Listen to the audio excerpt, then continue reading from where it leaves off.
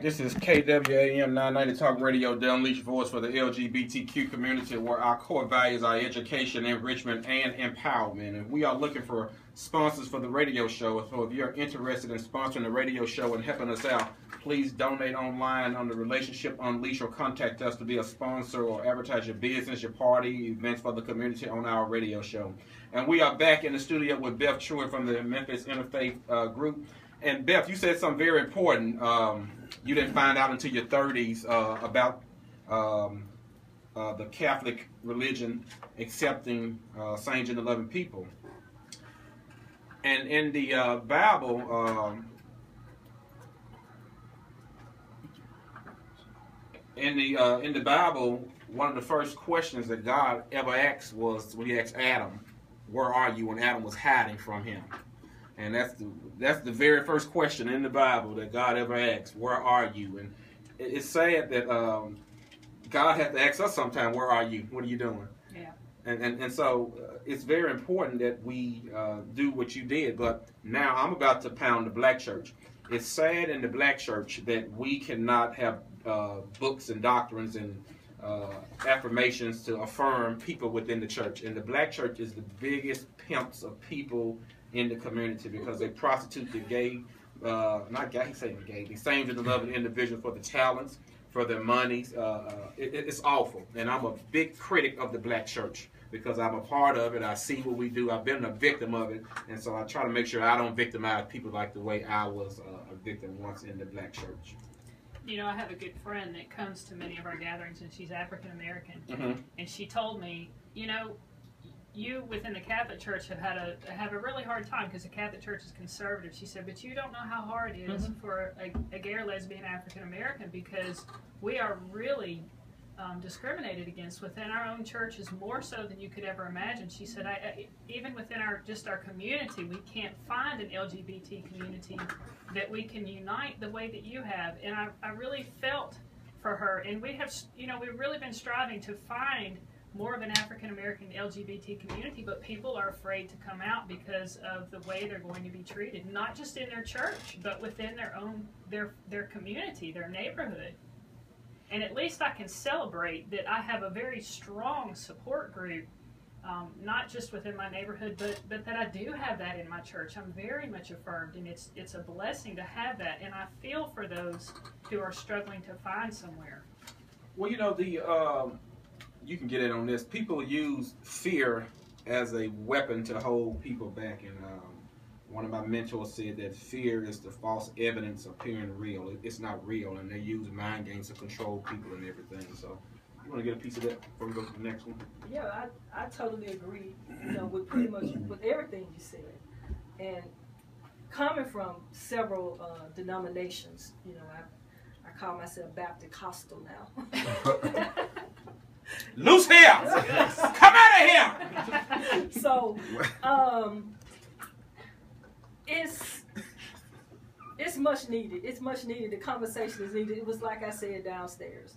You know, the don't ask, don't tell approach. And everybody already know, but nobody talks about it. It's like the big pink elephant in the room. And until we have some real conversation like what we're doing now and how to help people get to God, as opposed to thinking that these Christians only have an exclusive right to God and that nobody else is going to get to heaven but them. But they are the ones that are doing all the hurt and the condemning and judging. And that is definitely not Christ-like. No, and in fact, you know, I don't like to quote the Bible very much, but in John, the book of John, chapter 6, Jesus talks about, I will not reject anyone who comes to me. Preach, Beth! That speaks such volumes to me because if Jesus is not going to reject anyone that comes to him, who are we to reject someone who is seeking Christ in the church? Pass the plate for Beth! I learned that from my Catholic church, I have to tell you. I mean, it's just been a blessing to be in a church that is telling me the story, the truth, that God loves me for the person that I am.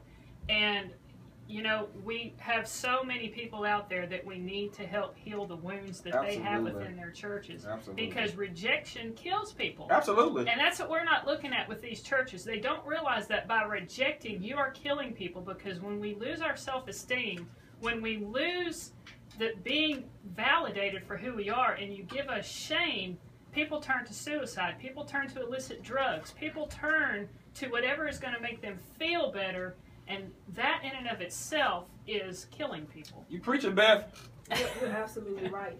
So before we wrap up with your interview, what I want you to tell the listeners is something about the monthly potluck. Sure. And maybe where the next gathering is going to be, so if people are interested in coming, they can come. Well, let's do this. Let's spend 2 minutes on that and 2 minutes on this. Why is it important to have these discussions about religion and these issues in the world?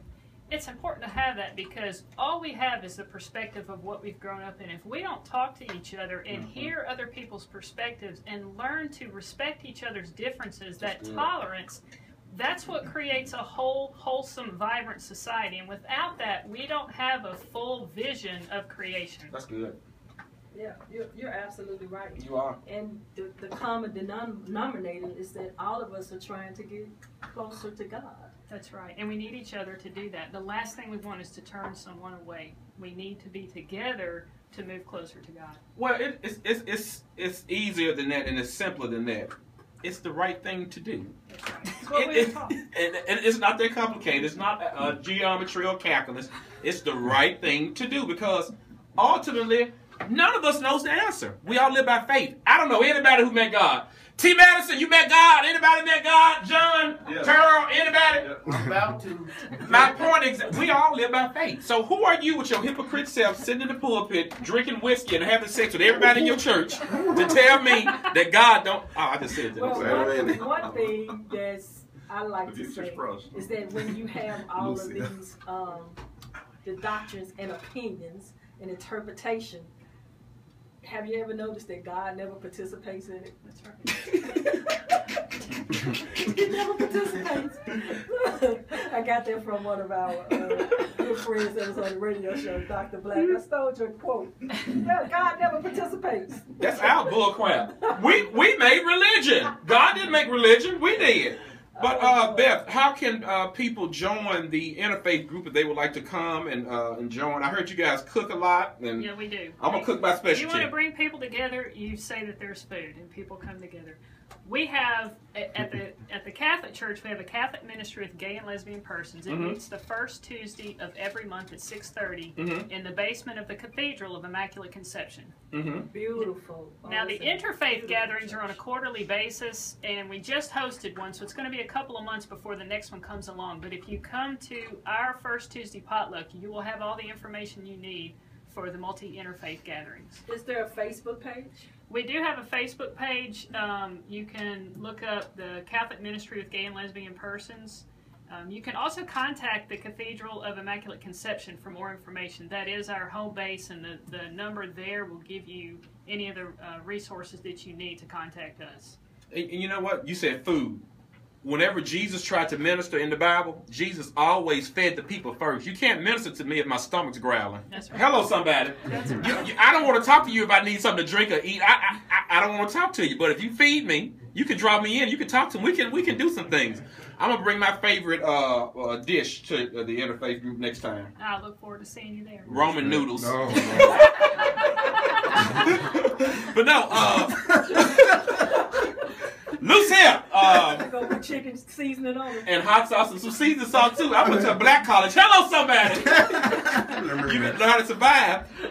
What is the father name at Immaculate Conception? It's Monsignor Valentine Handworker, and he is actually the leader of this ministry, and I'm the coordinator. I do the busy work, but he is the face of our ministry. I think that's my workout buddy in the gym at the YMCA. You're probably right. Yeah, we work out together. Yeah, we talk often in the gym. Well, I want to thank you from the bottom of my heart for accepting our invitation. It's very important that we come together, black, white, straight, gay, lesbian, bisexual, trisexual. Let's try anything. But it's very important that we come together and discuss these and have these conversations because God is one.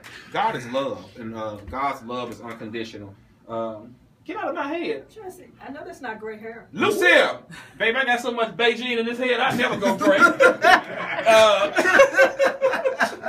out of here! But thank you on the behalf of the Unleashed Boys.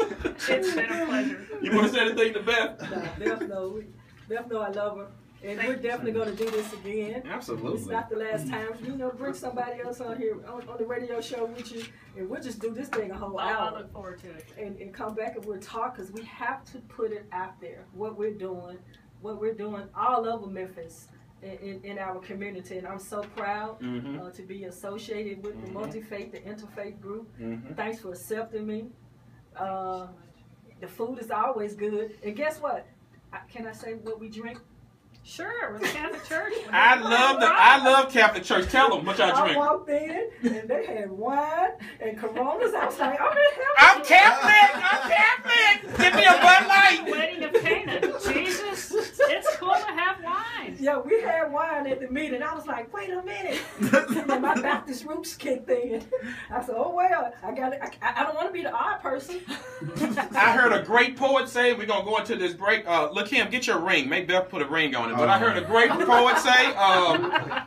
poet say, walking down the street, smoking endo, sipping on gin and juice, and I'm fired up. This is the Unleashed Boys. This is Beth Trouy. We're going to take a pause for the calls. We'll be right back. This is KWAM 990 Talk Radio. Ow! T.S. Madison.